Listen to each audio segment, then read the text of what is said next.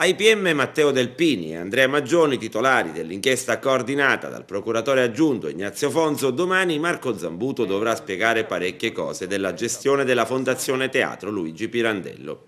Dovrà difendersi dalle accuse contenute nell'avviso di garanzia notificatogli sabato scorso, 19 gennaio, e reso pubblico ieri in conferenza stampa di abuso d'ufficio e falsità ideologica.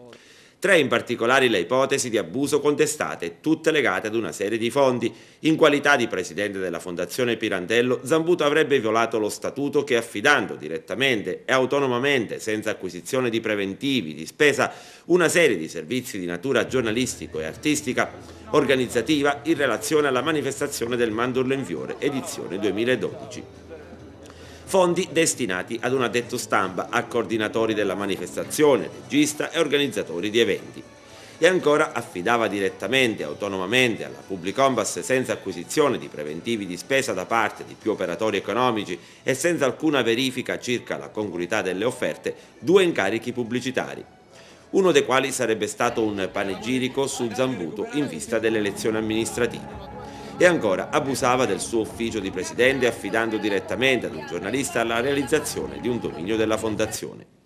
L'ipotesi di falso è legata proprio a quest'ultimo fatto. Zambuto, quale pubblico ufficiale nella propria qualità di presidente della Fondazione Teatro Pirandello, attestava falsamente nell'atto di conferimento di incarico la preventiva presentazione di un curriculum, con l'aggravante di avere commesso il fatto per eseguire il reato.